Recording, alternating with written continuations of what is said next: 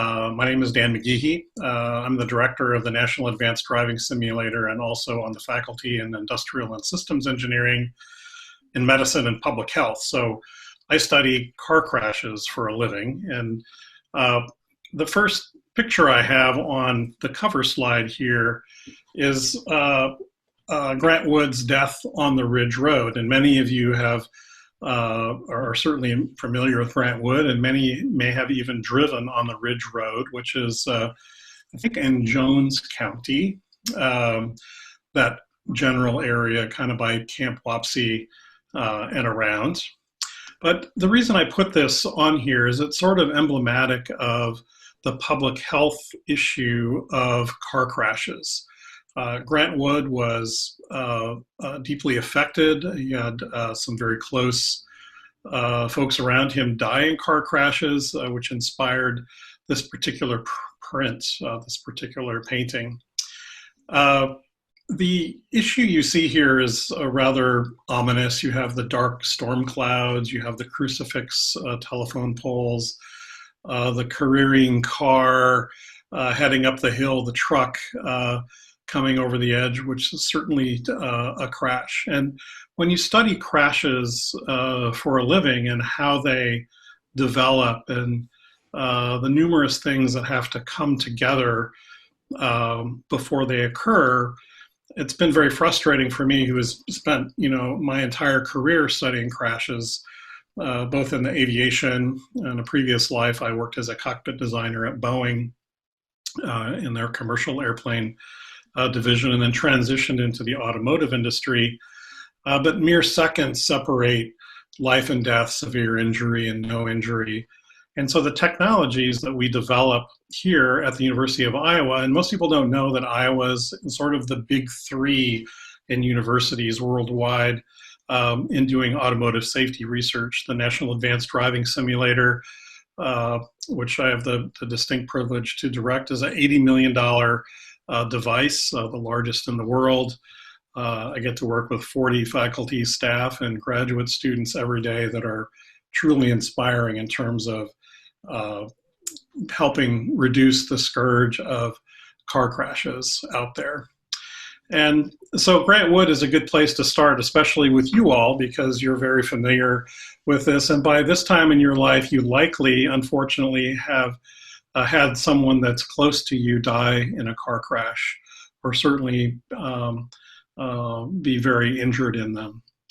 So today what I'm going to talk about is give you kind of a history of where we've been in what automation is, because my job every day is to study and develop new technologies that reduce the severity of car crashes and hopefully prevent them altogether. So I'm going to talk about what automation is historically, where we are today, and where we're going.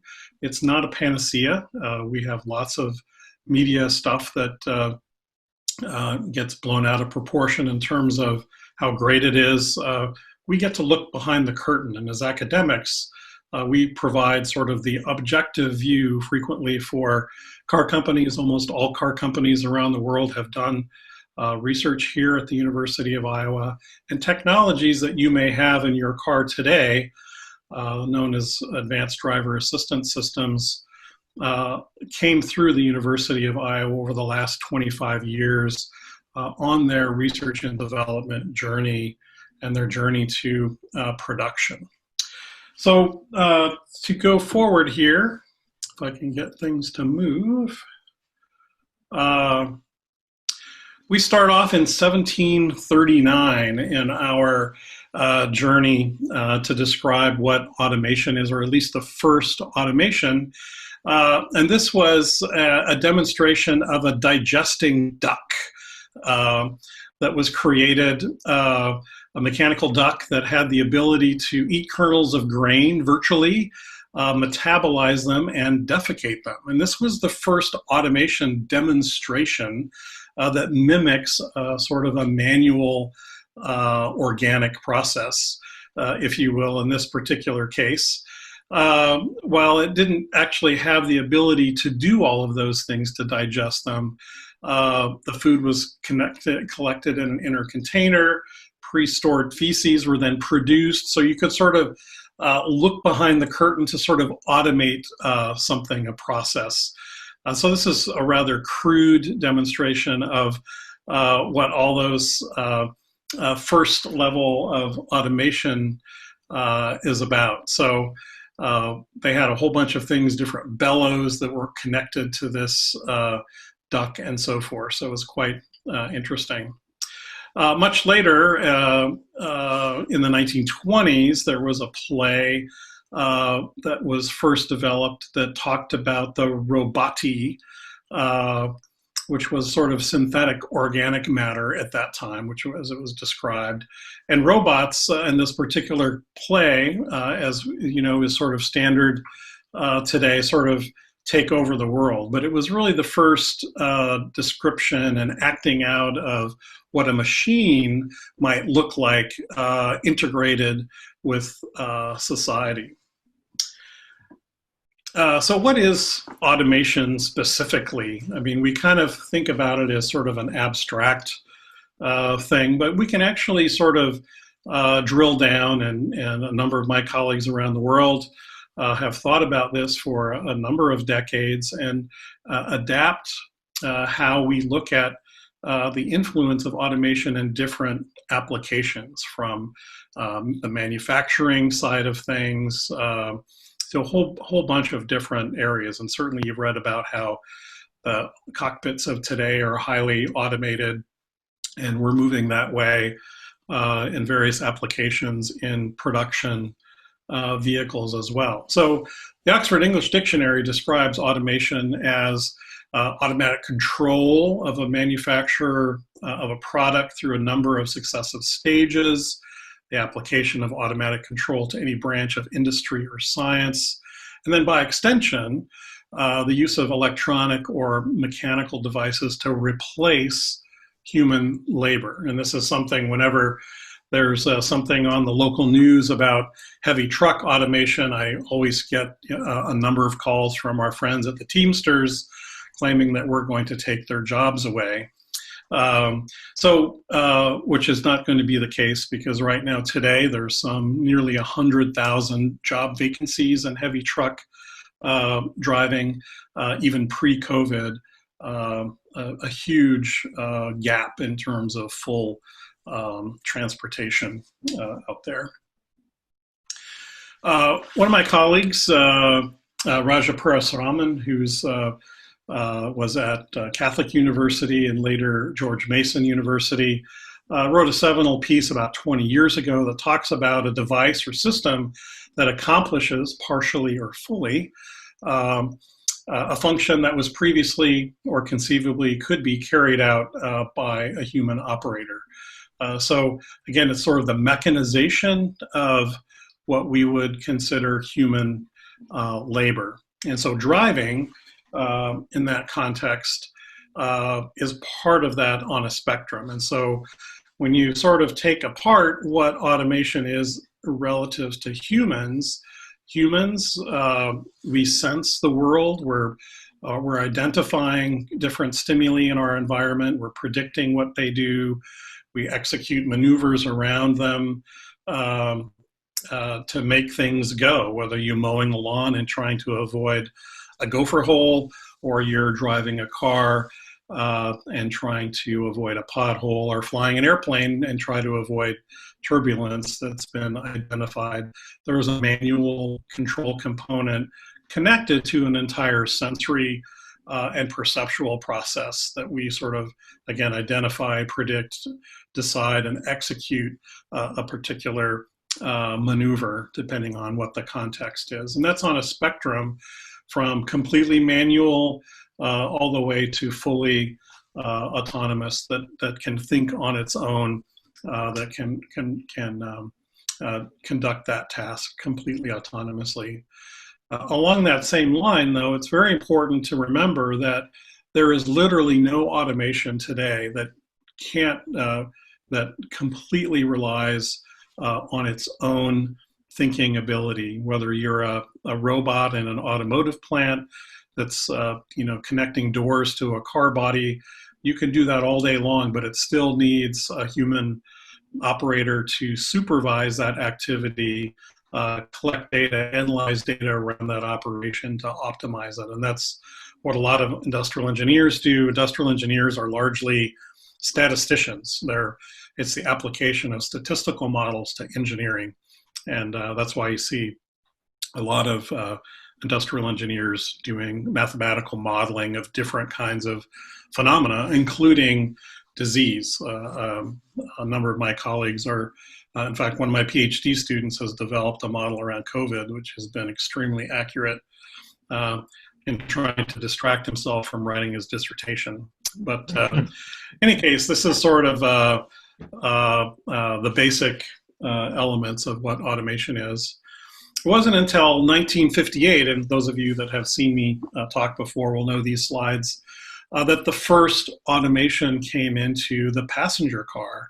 And I can comfortably say that most of you will probably remember 1958 at some point in your lives, compared to when I get sort of the dead stares from students that when I talk about a 1958 Chrysler Imperial. And the Chrysler Imperial in 1958 was the technology machine. It was the early adopter's dream. It was bristling with technology and had something called autopilot. And this was the first electronic cruise control.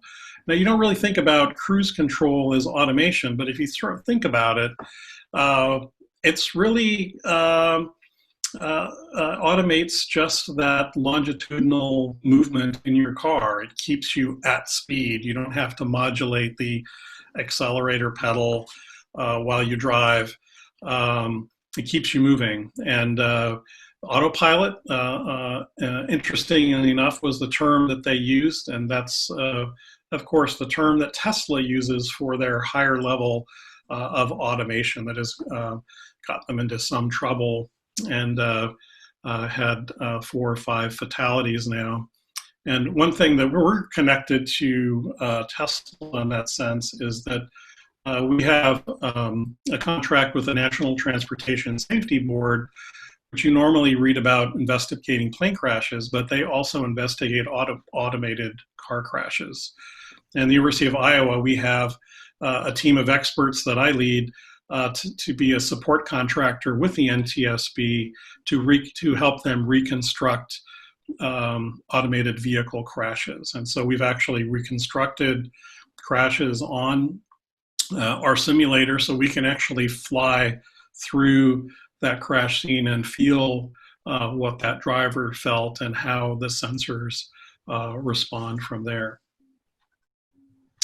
I mentioned that this was bristling with technology. The hi-fi included a turntable in what our daughter Lucy used to call the glove department. And this was a record player that was put into the glove box of this vehicle. And if you can imagine trundling down the roads of Iowa in 1958 with a record player bouncing along with you, this turned out to be what I call showroom engineering. It really works great in the showroom and in your driveway, but it's really not very functional when you're driving down that bumpy road in 1958. But nonetheless, it was really a great example of how technology began to be integrated into passenger cars at that time. And this model remained to be sort of the early adopter, but it was also interesting about 6 or 7 years later, one of the first vehicles that was exclusively marketed to women because you could do footless driving. And so I have a series of pictures I can show you sometime. I have some brochures about how this was all the rage, so you didn't have to run your pantyhose while you drove down the road. So today, if you go to the GM dealer, the Ford dealer, the Toyota, Honda, you pick your favorite vehicle, you will find a car that has sensors that surround it all the way around, from longer range radar that will look a couple hundred yards ahead of your car, blind spot detection, short range computer vision systems, that little trapezoid that you see in the on the windshield staring out is computer vision systems that most new cars, all Subarus, all Hondas, all Toyotas, 100% of their vehicles have this technology now if you buy a 2020 model year. And I'm sure that a number of you have vehicles that have this kind of technology on it, whether it's reverse automatic braking. All of these different systems are out there today. So 27 years ago, when I started here at the University of Iowa, one of these sensors could cost $10,000 by itself that we were testing. Now you can buy a $17,000 Toyota Yaris that has all of these features for $17,000 total. And to build that vehicle 25 years ago would have cost us probably close to $1 million. As does the vehicles that we drive today in our research vehicles. We have one that is about $1 million, and next year, actually at the end of this year, early next year, we'll have one that will cost about $3 million by the time we're done. So we work about 20 years ahead of production here at the university. And so these technologies are extraordinarily expensive today, but in 20 years, we will get the prices way down. So it's an example of Subaru's EyeSight. All it does is draw boxes around bicycles and pedestrians and other cars, and we simply measure the size of that obstacle over time. So as that pedestrian, that is a vertical rectangle. As that vertical rectangle grows and expands in the computer vision side, there's a simple sort of 8th grade math level algorithms that just look at the size of that box over time and then either automatically start to apply the brakes of the vehicle or issue an alert to the driver. This is an example of sort of the 360 view of what a lot of vehicles have out there as well. Sort of get a little bit into the weeds, you may read about different levels of automation out there. I'll just sort of briefly touch on that. There are essentially 5 levels of automation that the National Highway Traffic Safety Administration and the Society of Automotive Engineers, SAE International, puts together to describe how much automation might be in a car. So levels 1 and 2 are currently in production. So adaptive cruise control, automatic braking, steering, sort of lane keeping and steering, and so forth, are all sort of fall into level 1 or 2. It's not till you get to level 3 where the driver is essentially just monitoring the automation out there, and the vehicle will drive itself. So Audi is one of the few. Tesla is almost to level 3 today. Probably in the next 6 months, they will issue a software upgrade that will do that. It's really more about deciding how much autonomy to give the vehicle versus is it available today, because it's actually, the technology is fairly simple to do that, but the consequences of errors become pretty catastrophic in terms of once you check out of driving, and computers are very fallible in this context. There are many what we call edge cases that operate just on the periphery that are just different enough that the computer may not recognize the context and may not apply the brakes correctly, or they also are very vulnerable to optical illusions. So when you see these different gore patterns, they're called, these different striping patterns on freeways and highways, those can look very different to a computer compared to what they look like to us in that particular context. So even things like, this can be confusing to us sometimes when you see on the highway in a construction zone where they mill out the striping, and you might have kind of a gray old direction of the roadway, and then new, brighter, more salient striping that we see. A computer might look at the old striping that's been milled out and think that's the real road, and then drive you into the Jersey barrier. So there's a lot of different things like that that have to be accounted for as we move forward. And then finally, level 5 on the far end is a complete robot.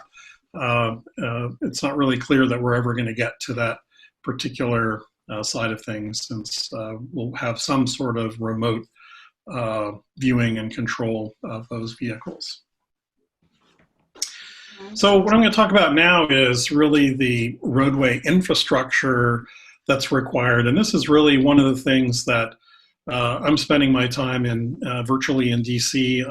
That's my normal milk run. And that is one of the, despite the tragedy of the COVID-19 crisis, this is really an opportunity for us to think big, really sort of an FDR level of bigness, if you will. And that is what I'm really pushing for is sort of an Eisenhower version 2.0 that comes up here in our next highway infrastructure bill. And that is to develop a digital infrastructure on what's now the Eisenhower freeway system that's responsible for the movement of so much of our freight out there. So if you take a look at infrastructure and what that digital infrastructure will look like in the future to a computer, we have sort of the base infrastructure, which we see every day, drive on roads and bridges and so forth. Then we add the layer of road users on top of that, so cars, pedestrians, bicyclists. And then we have what's called roadway furniture, one of my favorite terms in traffic engineering. And that's sort of the different signs you see, the rails, the markings, traffic lights, and so forth. Then we have the traffic management system, which is highly computerized and uses computer vision to make decisions about who should go and who should stop. Those are the little white camera looking things that you see by traffic signal heads everywhere. And then we have the cloud, which is really kind of the great big integrator here. And so we take all these different layers of that infrastructure and we start to communicate between those different levels, and the cloud integrates all of that information and then pushes it back down. So we have sort of the physical side of driving, and we push it into the informational side of driving, so we can start to make decisions about how traffic moves and doesn't move, especially what do we do to keep things flowing out there. So highly automated vehicles, HAVs, as they're known, really require a fairly sophisticated digital infrastructure before they can be deployed. And so what I'm going to do is talk about some additional nuances in that environment that before we can kind of get to that level. So what you're seeing here is what a LiDAR, so a LiDAR is a spinning laser, a whole bunch of spinning lasers stacked on top of one another, and they essentially paint the world, much like Grant Wood did so many years ago, 100 years ago or so, and beyond, or earlier. And so here you see a number of cars parked in front of us and trees. And this is what a LiDAR system, which is one of the sensors that we use on automated vehicles, can see. And so this is part of that scanned environment that is one of the sensors that are integrated into vehicles. And when you move to, like, say, Waymo or the Google car, this is an example of driving and turning, and what the Google car sees in terms of bicycles, pedestrians, and so forth, in order for them to sort of navigate that fairly complicated environment. So the bottom is the real world, and the top is what the Google car sees. And Google car now is called Waymo, is the company that does Google car. So you can see there's a lot of information that has to be taken in and processed while the vehicle drives through these very complicated environments where we have pedestrians and bicycles and cars turning across your lane and so forth. So what we're working on now, in fact, I have one of my PhD students just getting ready for his comprehensive exam. He's studying how behavioral models can be integrated with road user behavior and interaction that can better inform decision-making, automated decision-making in very complicated situations. And social interaction, as you know, in driving is very important. We use eye contact a lot. And so what does eye contact between vehicles look like in the future, especially when we have a mixed driving environment between manually driven vehicles and more highly automated vehicles. So we really need to have a very robust understanding of social interaction to build automated vehicles. So what's really interesting about automated vehicle design is that you have to know a lot about social interaction, a lot of behavioral psychology when you start to get into the higher level mathemagics, as I call them, to make these systems go. So we use computer vision and vehicle to vehicle and vehicle to infrastructure communication to better inform these vehicles. And so the environment has to talk to the car has to talk to the environment when they're out there, and then other cars have to communicate their information to other cars out there. And then finally, we sort of see the vehicle to everything communication, where the cloud then becomes integrated into this overall communication stream. So it's a fairly data-rich, a very high-speed data-rich environment that we're dealing with here. So when you start to look at controlling all these vehicles, we put together a little simulation of, in the future, there won't be any traffic signals.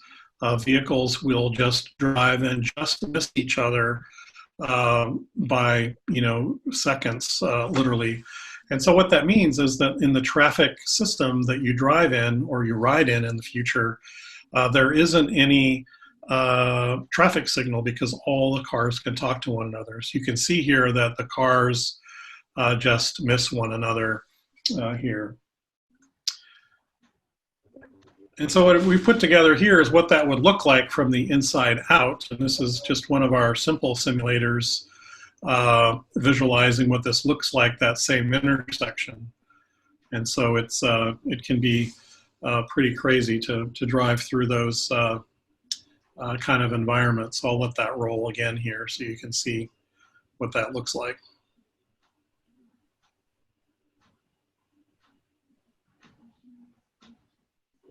It's pretty disconcerting when you're sitting in a car going 4 or 5 miles an hour and you're heading towards these big semi-trucks out there.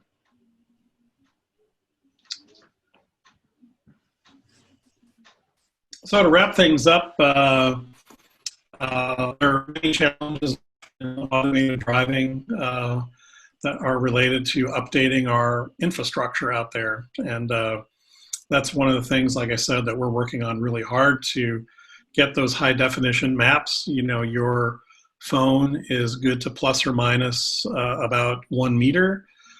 So if you use your phone to actually control a vehicle, that means that your car is going to vary in its position about 7 feet or so, which isn't enough resolution. So we've developed systems here. We have vehicles here using local high definition maps that operate on plus or minus 7 centimeters of resolution. And that's enough for us to actually tell a car to drive on that programmed route. Those are highly accurate. They're very smooth. I think I may have shown some of you before that we've actually driven in a blizzard through a roundabout using that kind of mapping. So it's pretty cool. So infrastructure is really not just about roads and bridges in the future. It's a completely digital set of layers and cloud integration. And each layer of that infrastructure has its own mathematical and technological challenges. Sure that you've, depending on how fast your internet, have experienced, slowdowns in your Netflix, or even when you're Zooming with family where things break up. We need to increase the speed, the bandwidth, those kinds of communication structures hugely before we can put things together. And then finally, I sort of end with Grant Wood again. This is what, I like to talk about preventing the death on the Ridge Road with a lot of these technologies. And it's exciting to be able to look at, we see firsthand how these technologies are saving lives and reducing the severity. Our cars are safer than ever. Physically, if you get into a crash and you're wearing your seatbelt, which is still one of the most important things for us to do. If you're going, up to 45 miles an hour, you're likely going to be not injured very greatly and may even walk away from that crash. So if we can add to the physical crash worthiness developments that have been implemented over the last 10 years or so, another layer of technologies will be able to really reduce, as I said, the scourge of car crashes. Last year, we killed about 37,000 people on U.S. roads alone. Worldwide, about 1 million people a year die on the world's roadways. What's sort of interesting about the COVID crisis is that we see dramatic reductions in the amount of vehicles on the road, which would point to a big reduction in crashes and fatalities. But what we've seen is among those vehicles that are still on the road, the speeds have literally doubled. And speed kills. It's a sort of a trite saying that's been around for a long time. But, the State Patrol, our colleagues there, are reporting a 50% increases in vehicles going over 100 miles an hour. So it's an interesting phenomenon that's not really giving us the benefit that we were hoping for. Minnesota has actually seen an increase in car fatalities during the COVID crisis. Iowa is down about 30% the last time I looked. So it's kind of hit and miss, but it's not the panacea that we thought we would see with regard to reducing crash severity. With that, I don't know how many people we have on board. I'm going to see if I can end the show and get back to my big face here somewhere. I have to remember how to, here we go, found that bar. Let's see, stop share, and now you'll get back to me. So thank you all for listening in. I'm happy to answer any questions that you might have. Dan, this is Bob Rolfe. I'll display my ignorance by asking a question, but one of my areas of interest, as you may have caught on, is artificial intelligence, AI. You used the term automation many times. I never heard the term AI used. That didn't hurt my feelings. But what I'm trying to understand a little better is where does that particular uh, technique, not technique, process, AI, where does it fit into automation? Does it belong in the field as a subset, or is it extraneous to it? Yeah, it's a great question. It's a subset. So when I talked about, so I showed that picture of the chess match, it's Yeah. really taking a look. We use it in decision making and sensor integration. And this is really the trickiest part that you don't really read about in the news is how complicated the mathematics are for computer decision making, and especially to make the right decision. Because if you make the wrong decision, you can have a catastrophic event. So, for instance, one thing that we have sort of a principle of redundancy is key, so that sensors are redundant in multiple dimensions. So, for instance, just think about the decision in going through a green light or stopping at a red light. Depending on what time of day, whether it's the morning, if you're driving east or west, you will get blinded in the morning or the afternoon or the evening as you're trying to figure out what color that light is. Computers also get blinded. And so we rely on multiple pieces of information to make those decisions. So the computer can essentially make a simple if-then, okay, I'm blinded, so now I need to rely on the traffic management system telling me whether that light is red or green or yellow. So we use artificial intelligence and specifically something you've probably heard about called machine learning, that you can essentially train a computer to recognize the most common features of driving, but then also begin to infer and learn about some of these edge cases, some things that are very rare. Artificial intelligence is key to making these systems work. Thanks. That's a good answer. Okay, Beth, you got in there too? Yeah.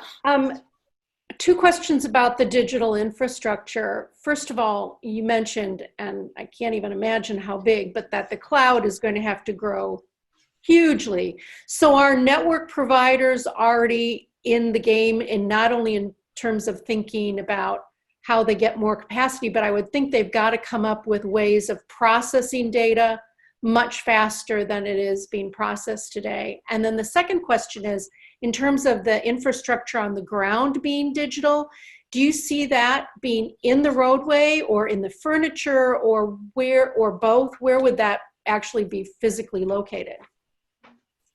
Well, answer your first question first. What we're looking at, you've all heard about 5G processing. The early 5G is actually not that fast, all things considered. It's not the panacea, but the optimal 5G is really where we're going to see the amount of information flow that we can now just start to get to. But we're counting on 10G, in the future, whatever that is. But those sensors and computers will be transmitting from all aspects of the roadway environment. Signs will squawk what they say. A stop sign will say, "I'm a stop sign. I'm a stop sign." A traffic signal will say, "I'm red. I'm red. I'm red." But then we also have databases of what is there too. So again, there's redundant systems that we see. So as you drive through a map, it will say there's a stop sign on this digital map, a half a mile ahead around that bend.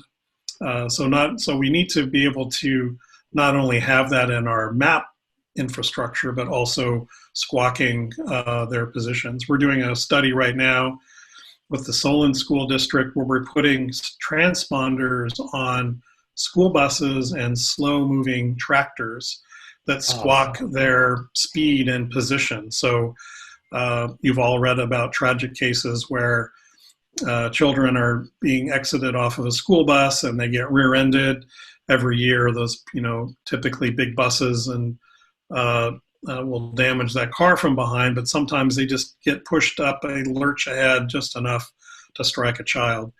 So we can actually squawk that there's a stopped school bus in the lane of travel half a mile ahead to your car. And we've just demonstrated that. The same goes through for slow-moving tractors. We put those same kind of transponders on slow-moving tractors to alert drivers coming around the bend that there is a slow-moving vehicle ahead. We just need to give people that little extra notice, computers that little extra notice to help modulate and get their speed down earlier. A quick follow-up. So any possibility of actually putting it in the roadway? I'm thinking about half a mile ahead, there's ice on the road, as an example. We're actually using the vehicle to do that. So all of your cars, most of your cars, if it was built after about 2010, have something called electronic stability control. And this is where your car's computer sense slippage as you're driving down the road. Each wheel is independent to measure slippage, and automatically your car applies individually a little bit of braking to each wheel. So you most notice this when it's icy and you turn out of your driveway or make a left or right hand turn. Normally a car spins out and you kind of get this oscillation back and forth. You only get one with electronic stability control. It will swing out once, and then those wheels begin to put individual brakes on to control the vehicle. Electronic stability control is sensitive enough as you're driving down, heading up to Solon on Highway 1, and you hit a patch of black ice.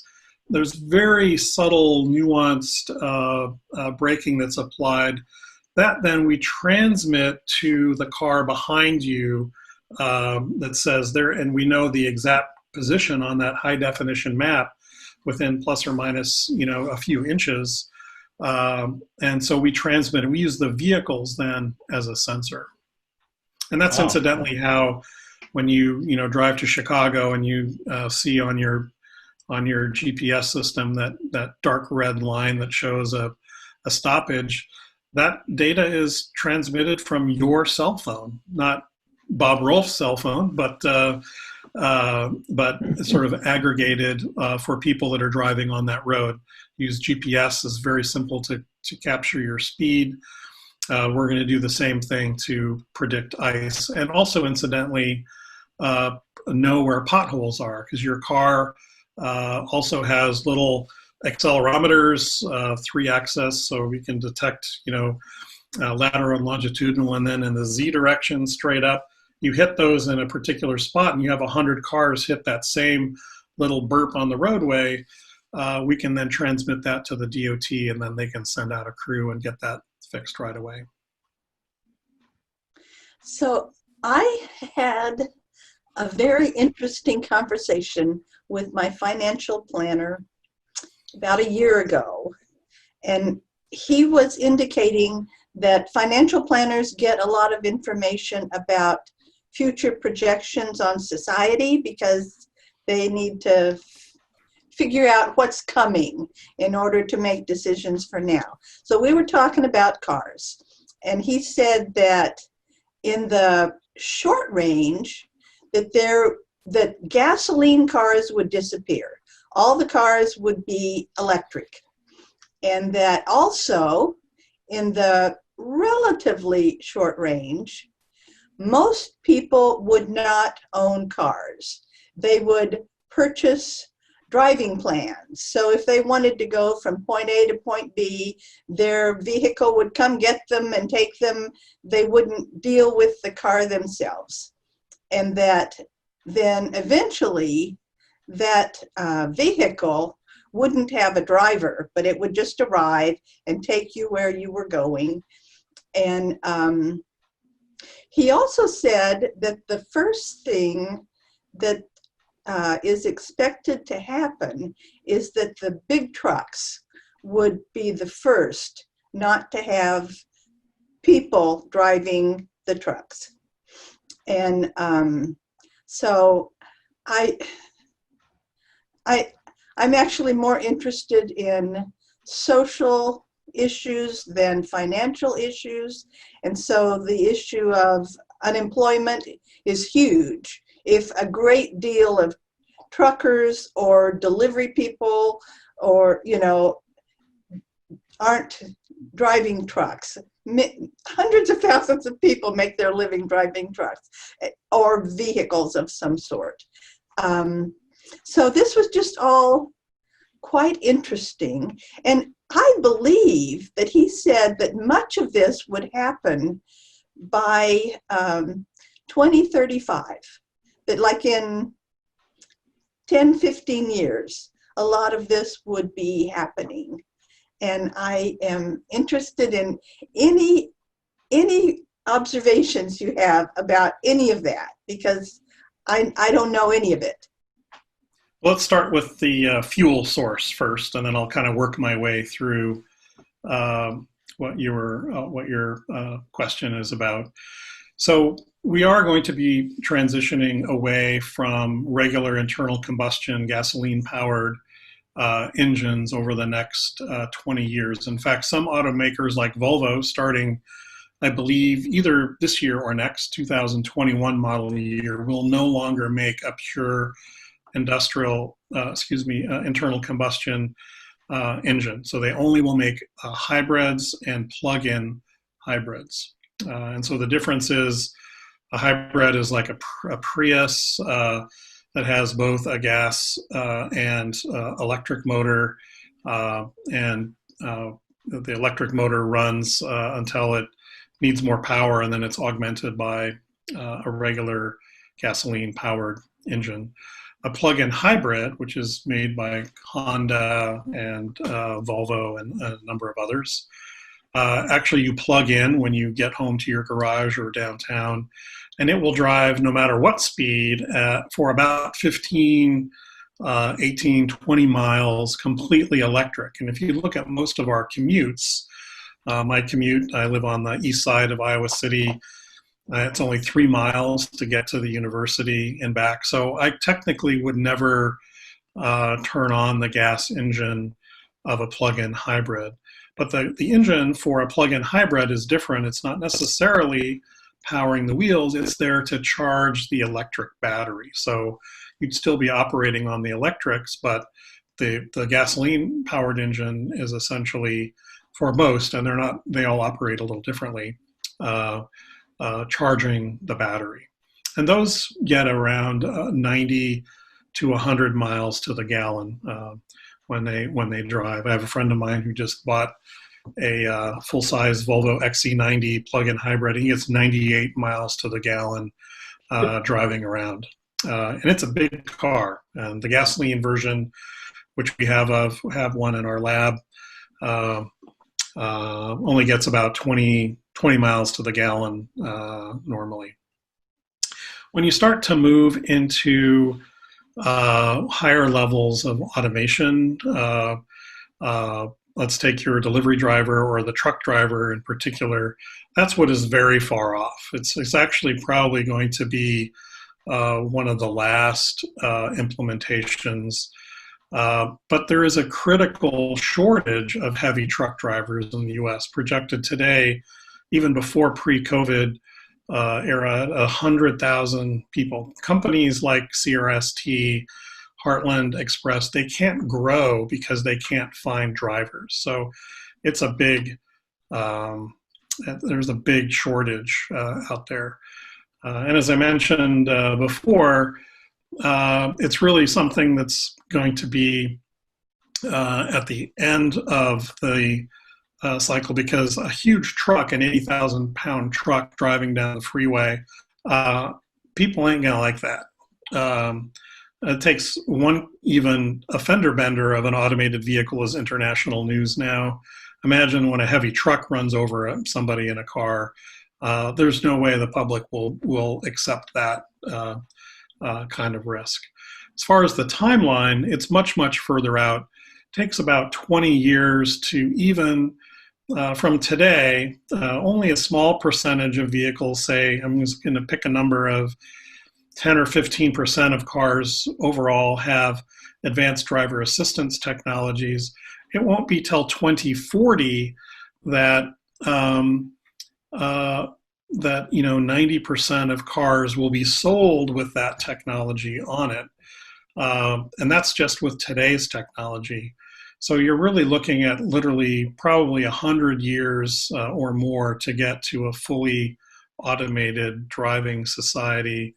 And even then, we're still going to have a lot of mixed vehicles in there. So it's pretty far off to get to that level. Thanks. Dan, this is Bob again. I want to follow up on her question. I have friends who are farmers. Now they're doing with automation with their John Deere tractors. They can sit in an armchair and watch the tractor pick corn. And that's real. It's happened today. Now, obviously, a highway and a farm field is a lot different. You could hit a hog out in the field, but that'd be about it. But still, I think the technology might move faster than you think. If we've got it on the field right now, I know it's a big step to the highway. Yeah, so the technology is certainly here today, there's no doubt. But what really lags behind is public policy. And there are very few people doing policy-related work in automated driving. There's a whole bunch of people doing technology development, but getting them on the road is an issue. And they still have a lot of issues. One of the advantages that John Deere and others have in the field is that you map out that particular field. And there's nothing out there. There's not even a hog out there. It's highly clinical in the sense that it's very predictable. You know what the contours are. Those are all programmed in.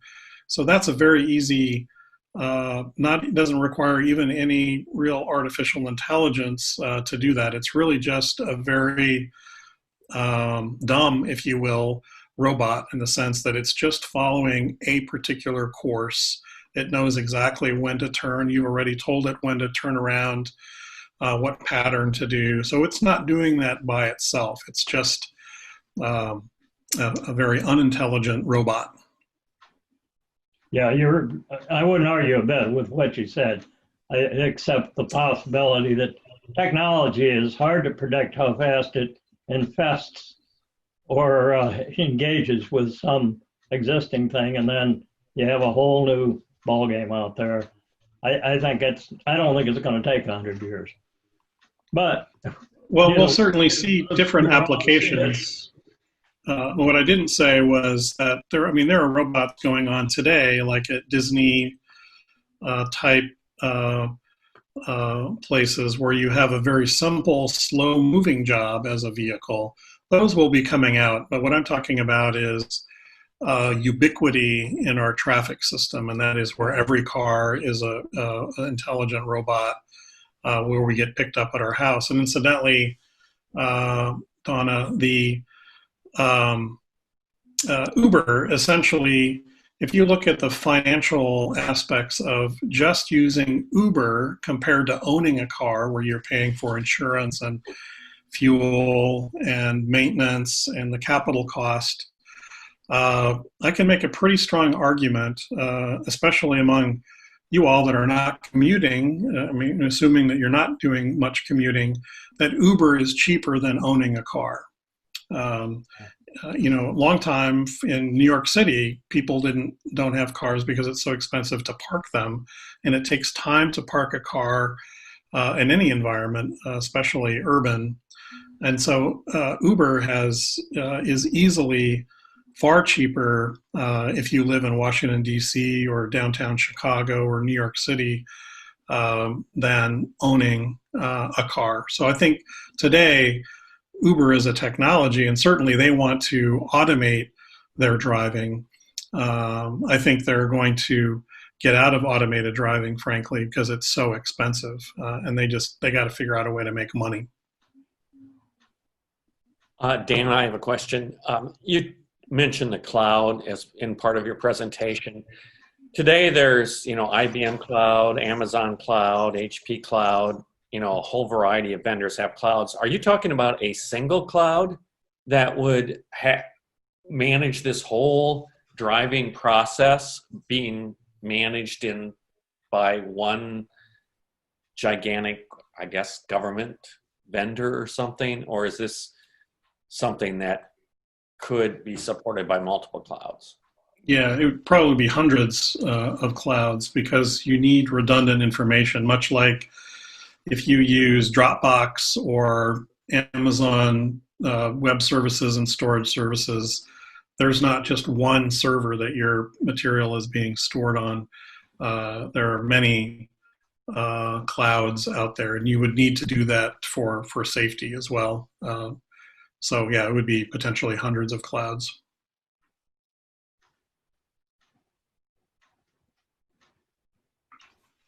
I have a comment about your discussion just a few minutes ago about hybrids and more efficiency and so forth. An interesting, really basis for my comment is that the automobile is a cornerstone of a foundation of our society, cultural, economic, social convenience, and many other factors. And an automobile is a very, very important part of a family or an individual.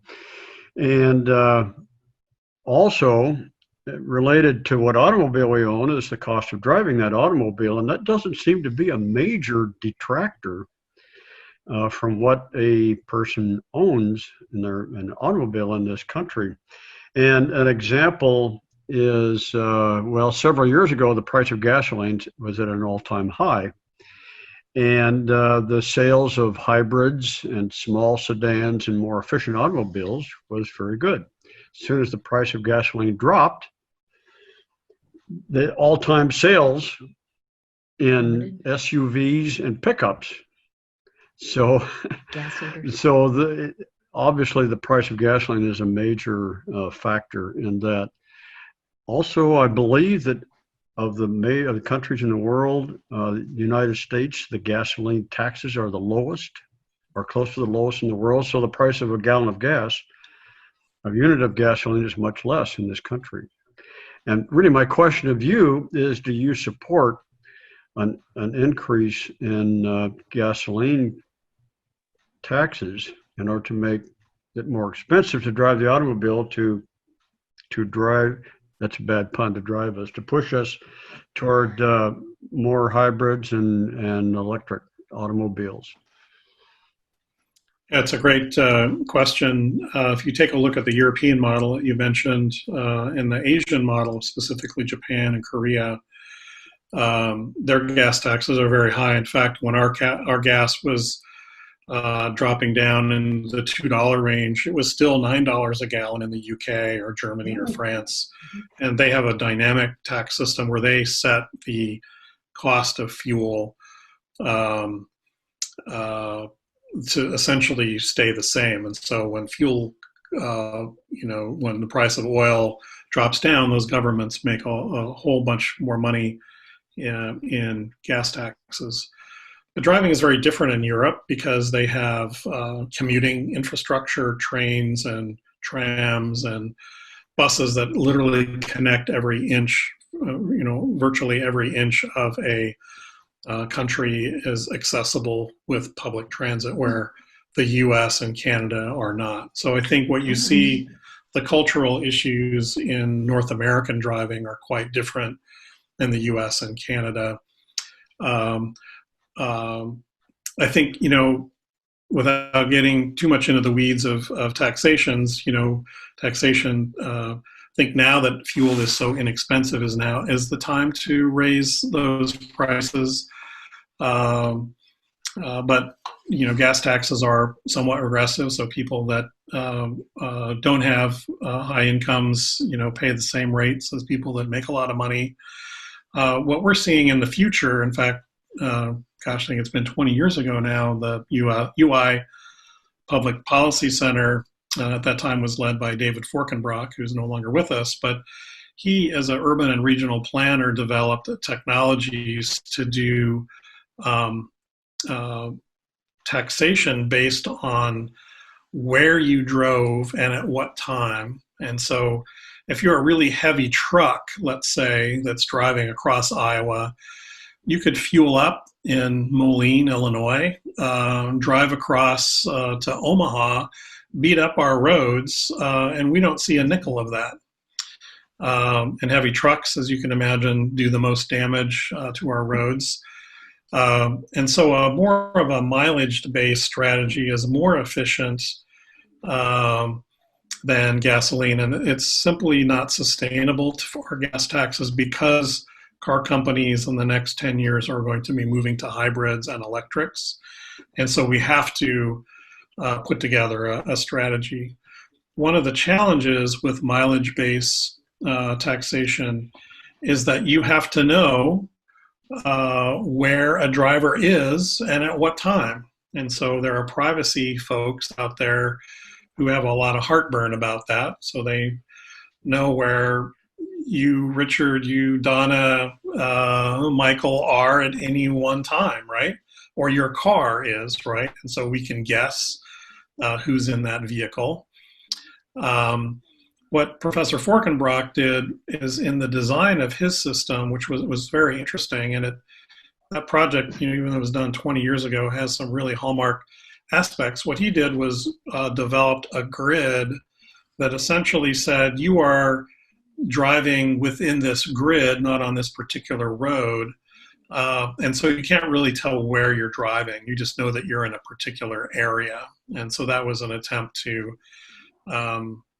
decouple sort of the tracking, if you will. And, Americans in particular are very sensitive. And we see this even during the COVID-19 crisis, is that there are people that don't want to be tracked by their cell phones, even though cell phone data is actually very public. People don't realize how much information is being given away at any second of the day about their behavior, what you can infer in today's GPS plus or minus 3 feet. I'm working with colleagues in the medical school where I can tell how many times you've gone to the bathroom today in your house based on where it is, and public documents about where your bathrooms and where your bedrooms or your garage is. We can figure that out. There's a lot of information out there that the cell phone can give us. But that's going to be one of the challenges moving forward. And that's really going to take, a big, bold vision to say, hey, we got to really retool this gas tax thing because it's just simply not sustainable.